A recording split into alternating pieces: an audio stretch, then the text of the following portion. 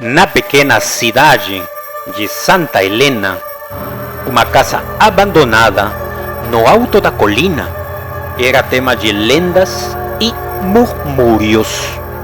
Diziam que a última moradora, uma mulher chamada Helena Gavazzi, havia desaparecido misteriosamente há mais de 50 anos. Tudo o que restara dela era um punhado de cartas trancadas em uma gaveta de sua escrivaninha, nunca lidas, seladas com cera vermelha. Isabela, uma jovem jornalista recém-chegada à cidade, decidiu investigar a história para escrever um artigo sobre os mistérios locais. Sua curiosidade foi atiçada quando ouviu sussurros dos moradores de que ninguém deveria abrir as cartas de Helena. Para eles, a mulher havia deixado maldições, avisos escritos de um destino que ninguém queria desafiar. Desafiando os boatos, Isabela entrou na casa. Era um lugar sombrio, com móveis cobertos de poeira e uma sensação de opressão no ar. Na sala de Helena, encontrou a escrivaninha mencionada ainda intacta. Dentro da gaveta, 7 cartas seladas descansavam, como se esperassem ser descobertas. Ela escolheu a primeira. Atraída pelo selo vermelho, parecia ter sido recém-aplicado. O papel estava amarelado, mas o endereço do destinatário estava claro. Para quem tiver coragem de abrir. Contra a sua própria excitação, Isabela quebrou o selo e começou a ler. O texto, escrito com uma caligrafia precisa, dizia: se você está lendo esta carta, já abriu a porta que não pode ser fechada. Meus avisos não foram ouvidos, assim como você não está ouvindo agora.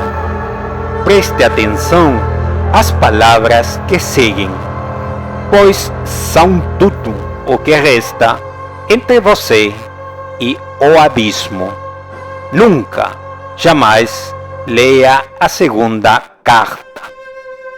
O frio que subiu pela espinha de Isabela foi como uma faca.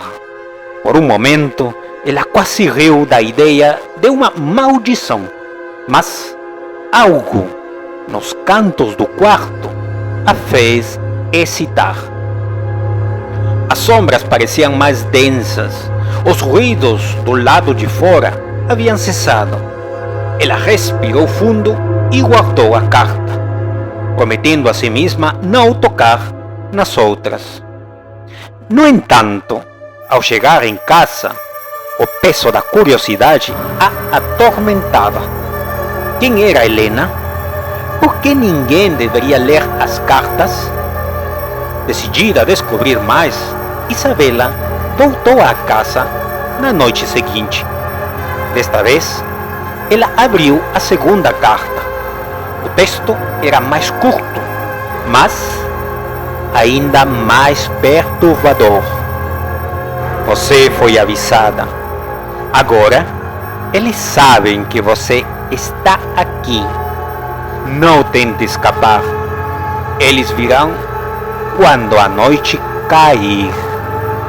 Assim que leu as últimas palavras, o silêncio ao redor se tornou ensurdecedor.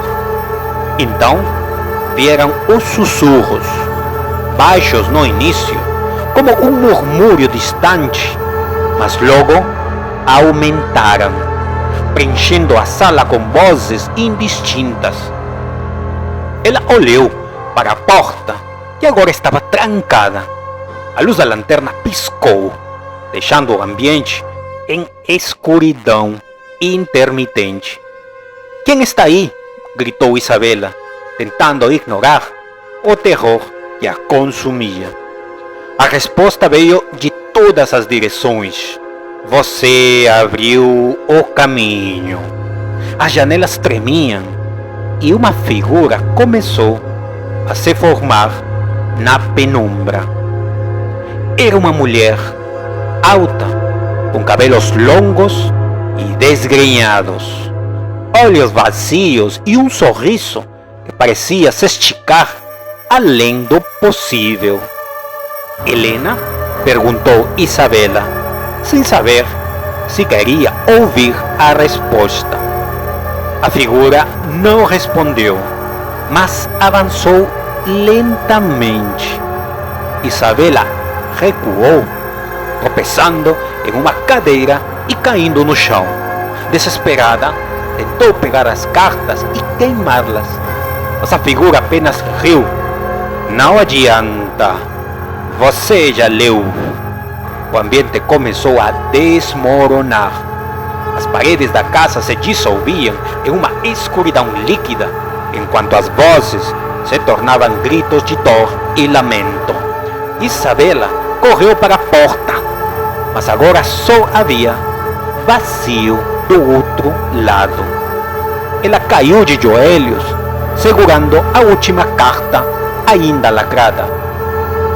"É isso que você quer?", gritou, erguendo a carta. A figura parou, inclinando a cabeça, como se estivesse curiosa. Tremendo, Isabela quebrou o selo e começou a ler. A terceira carta sempre foi a chave. "Agora você é uma de nós." Antes que pudesse reagir, Isabela sentiu algo a puxar para trás, para dentro da escuridão. Seu grito ecoou por um instante, até que o silêncio voltou à casa. No dia seguinte, moradores relataram luzes estranhas vindas da colina. Quando a polícia investigou, encontrou as cartas novamente seladas na gaveta da escrivaninha, como se nunca tivessem sido tocadas. O nome de Isabela estava agora gravado em uma nova carta. Para quem tiver coragem de abrir.